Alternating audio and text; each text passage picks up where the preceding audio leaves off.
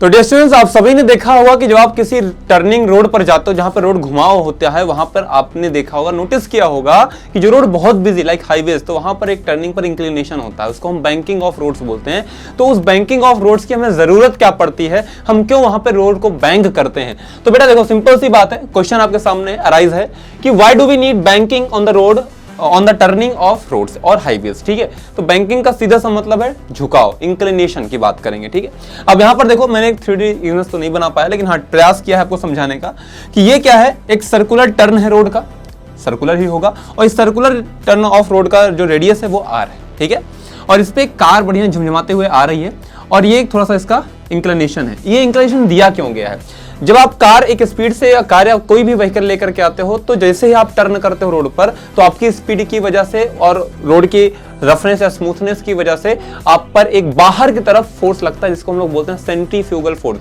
जो सेंटर से opposite direction, centre के बाहर लगता है, सेंट्रीफ्यूगल फोर्स। इसको आप सेंट्रीपिटल फोर्स से भी समझ सकते हो। इस कॉन्सेप्ट को जरूरी नहीं कि आप सेंट्रीफ्यूगल फोर्स से ही समझो। ठीक है, सेंटर से बाहर की तरफ फोर्स लगता है। आपने एक्सपीरियंस भी किया होगा, जब कार टर्न लेती है इधर तो आप जाते हो उधर, तो ये जो फोर्स लगता है, इसी फोर्स को बैलेंस करने के लिए हम लोग रोड को थोड़ा बैंक कर देते हैं कि ये फोर्स बैलेंस हो जाए। और क्यों बैलेंस हो जाता है? इंक्लाइंड करने पर बेटा आपको बता दें कि यहाँ पर नॉर्मल रिएक्शन शिफ्ट कर जाता है, और नॉर्मल रिएक्शन हमें मिल करके और प्लस फ्रिक्शन फोर्स जो इस कार के टायर और रोड के बीच में लग रहा होगा, ये मिलके इस फोर्स को बैलेंस करते हैं। ये फोर्स कम ज्यादा नहीं होता, वेरिएबल नहीं होता बेटा, ये फोर्स वेरी नहीं करता, जबकि ये दोनों मिलके इसको बैलेंस कर देते हैं, जिससे कि आपकी कार बाहर नहीं गिरती। लेकिन हाँ, इसकी भी एक लिमिट होती है।